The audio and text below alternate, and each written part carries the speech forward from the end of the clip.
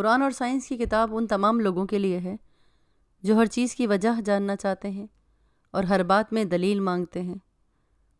تو یہ کتاب ان تمام لوگوں کے لیے ایک بہترین مثال رہے گی، کیونکہ سائنس کیا اور کیوں کی تشریح کرتے ہوئے کیسے پر آ کر رک جاتی ہے، اور وہاں سے ان اللہ علی کل شیء قدیر شروع ہوتا ہے۔ جزاک اللہ۔ آواز۔ ہوا نالی کے منہ پر 2 تار لگے ہوتے ہیں جن کے ارد گرد ایک جالی ہے۔ جب ہم بولتے ہیں تو پھیپھڑوں کی ہوا ان تاروں سے ٹکرا کر آواز میں تبدیل ہو جاتی ہے۔ ان کی بناوٹ اس طرح کی ہے کہ معمولی تنفس سے آواز پیدا نہیں ہوتی۔ مثلاً ایک سیٹی منہ میں لے کر آہستہ آہستہ اوپر نیچے ہوا کھینچے تو آواز نہیں نکلے گی، اگر زور سے پھونکیں گے تو آواز پیدا ہوگی۔ یہی حال گلے کے تاروں کا ہے۔ اگر رباب کے تار ڈھیلے ہوں تو آواز موٹی اور بھدی نکلتی ہے، اگر کچے ہوئے تو آواز صاف ہوتی ہے۔ تو اسی طرح آواز موٹی نکالتے وقت یہ تار ڈھیلے پڑ جاتے ہیں اور صاف آواز کے وقت تن جاتے ہیں۔ اور اگر کوئی گویا گا رہا ہو تو اس کا گلا چھو کر دیکھیے گا، گلا کا یہ حصہ گاتے وقت تنا ہوا ہوگا جو گردن کے ساتھ کا ہے۔ جلد۔ قوت لامسہ جلد میں ہوتی ہے۔ جلد کا ہر حصہ تلغرانی تاروں کے ذریعے دماغ کو پیغام بھیجتا ہے۔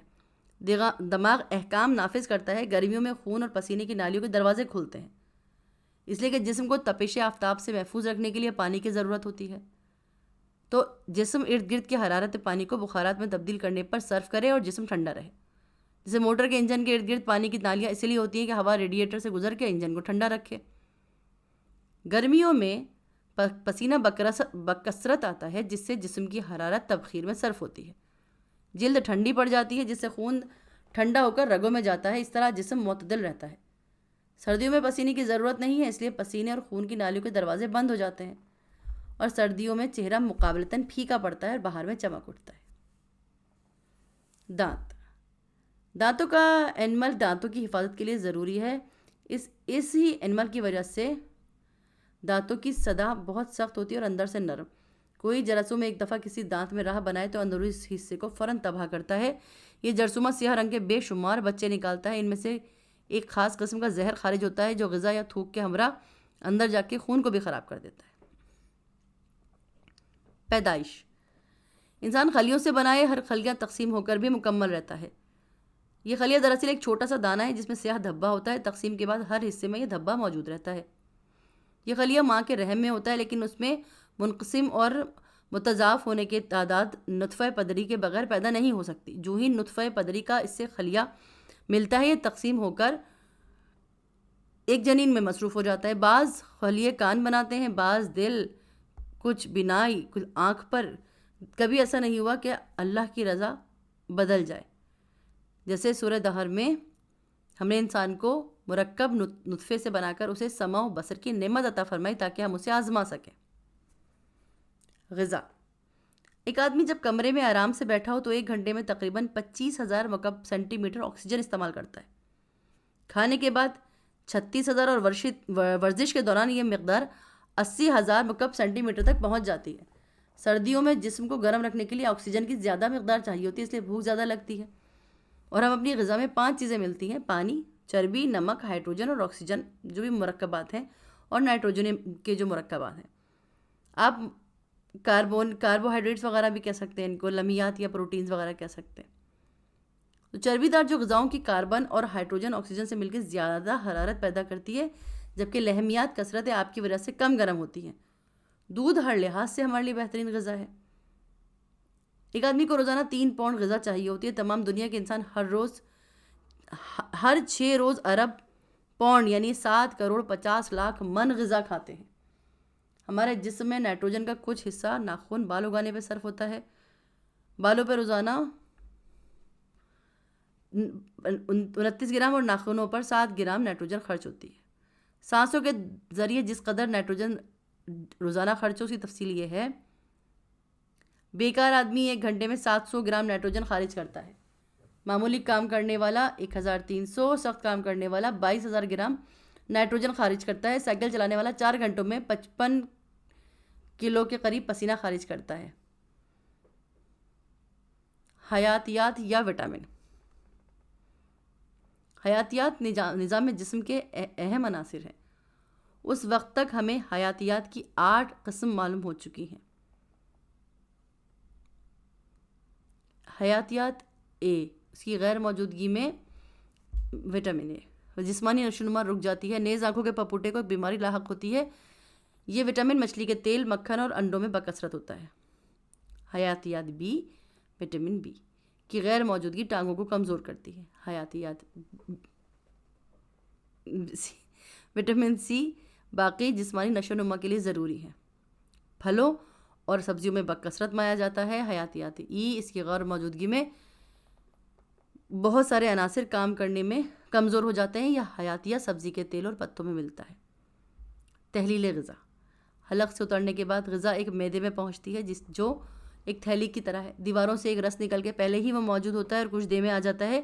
یہ رس جو ہے وہ ترش ہوتا ہے، غذا کو حل کر کے جزوِ بدن بناتا ہے اور تھوک بھی عمل ہضم میں مدد دیتا ہے۔ یہ رس معدے میں کھانے سے پہلے کیسے جمع ہوتا ہے؟ فرض کرو کھانا پک رہا ہے، سالن پکنے کی خوشبو ہم تک پہنچتی ہے، ناک دماغ کو اطلاع دے گی، دماغ معدے اور منہ ہر دو کی طرف حکم نافذ کرے گا کہ جی رس تیار کر لو۔ چنانچہ منہ پانی سے اور معدہ اس رس سے بھر جائے گا۔ کبھی صرف پلیٹوں کی آواز سے یا کھانا دیکھ کر ہی آپ کے منہ میں پانی بھر آتا ہے۔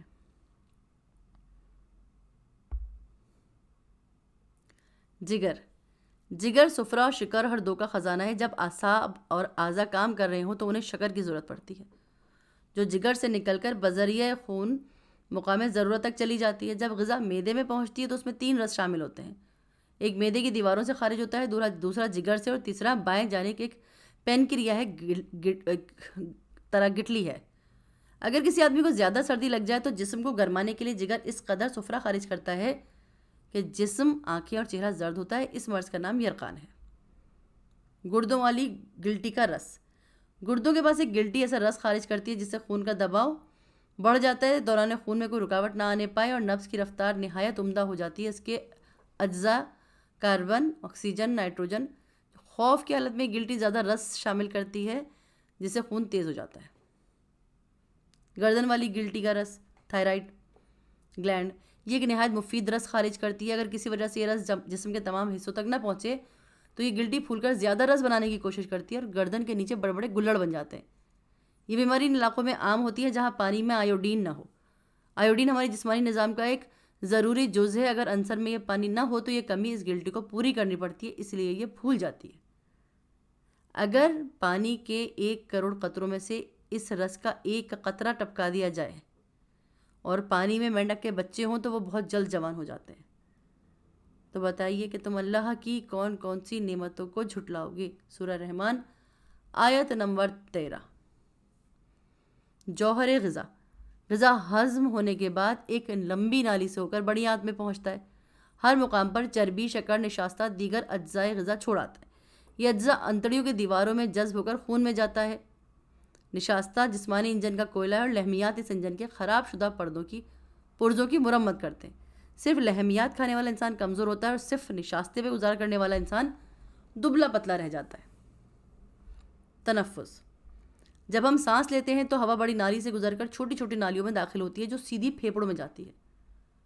پھیپھڑے اور معدے کے درمیان ایک پٹھا ہے جس پہ تنفس کے وقت دباؤ پڑتا ہے اور اس دباؤ سے معدہ بار بار پھولتا ہے۔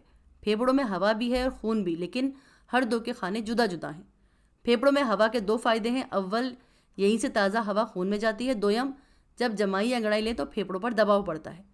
یہ ہوا اس دباؤ کو اس طرح غیر مؤثر کرتی ہے جیسے گدیوں کے اسپرنگ ہچکولوں کو جذب کرتے ہیں۔ ہمیں دن میں کئی بار پھیپھڑوں کو لے کر خون دیگر اجزاء کی طرف بھیجنے کی ضرورت محسوس ہوتی ہے۔ مثلاً اندھیری رات میں ہم کوئی آہٹ سنتے ہیں، فوراً سانس روک کر پھیپھڑوں کا خون دماغ اور کانوں کی طرف بھیجتے ہیں تاکہ آہٹیں معلوم کر سکیں۔ دوڑ دھوپ میں جسم کو زیادہ کام کرنا پڑتا ہے، غلاظت زیادہ ہوتی ہے جسے خارج کرنے کے لیے پھیپھڑے جلدی جلدی تازہ ہوا کھینچتے ہیں اور اسی کا نام ہانپنا ہے۔ دل کے 2 حصے ہیں، دایاں اور بایاں۔ دایاں حصہ خون کو پھیپھڑوں میں بھیجتا ہے جہاں سے صاف ہو کر بائیں حصے میں آ جاتا ہے، پھر باقی جسم میں جاتا ہے۔ تمام رگوں کے منہ پر چند پٹھے ہوتے ہیں جو بوقت ضرورت رسی کی طرح ان رگوں کا منہ بند کرتے ہیں۔ فرض کیجئے کہ لڑکا پڑھ رہا ہے، اس وقت اس کے دماغ کو خون کی زیادہ ضرورت ہے اور پیٹ کو کم، اس لیے پیٹ والی رگوں کے منہ بند ہو جائیں گے اور خون دماغ کی طرف چلا جائے گا۔ کھانا کھانے کے بعد خون معدے کی طرف آ جائے گا اور دماغی عروق کا منہ بند ہو جائے گا۔ دوران خون، دل کا پمپ ہوا کے دباؤ سے خون کو تمام جسم میں بھیجتا ہے اور وہ چیزیں جن کو پھیپھڑوں میں بھیجتے ہیں، 2 چیزیں: اول پھیپھڑوں سے آئے ہوئے خون کا ریلا جو سست رفتار خون کو تیز کام بناتا ہے، دوم جب ہم ایٹھتے یا کرتے ہیں تمام رگیں سمٹ جاتی ہیں جن سے خون آگے کو سرک جاتا ہے۔ جسم کے ہر حصے کا خون سیدھا دل میں جاتا ہے، لیکن انتڑیوں کا خون شکر کا ذخیرہ لیے جگر میں داخل ہوتا ہے اور پھر وہاں سے دل میں۔ باریک شریانوں میں خون کی رفتار اس لیے سست ہوتی ہے کہ غلاظت کو ہر کونے سے سمیٹ سکے اور غذا کو باطمینان وہاں پہنچا سکے۔ کاربن اور تنفس۔ کاربن نظام تنفس کے لیے ضروری ہے۔ پھیپھڑوں کے نیچے 5 اور 6% کاربن کا ہونا ضروری ہے، ورنہ نظام تنفس درہم برہم ہو جائے گا۔ تنفس سے کاربن زیادہ خارج ہوتی ہے، یہی وجہ ہے کہ مریض آہستہ آہستہ سانس لیتا ہے تاکہ کاربن کی ضروری مقدار جسم میں رہے۔ اگر کاربن کی زیادہ مقدار پھیپھڑوں میں جمع ہو جائے تو اس کے اخراج کے لیے مریض تیز تیز سانس لیتا ہے۔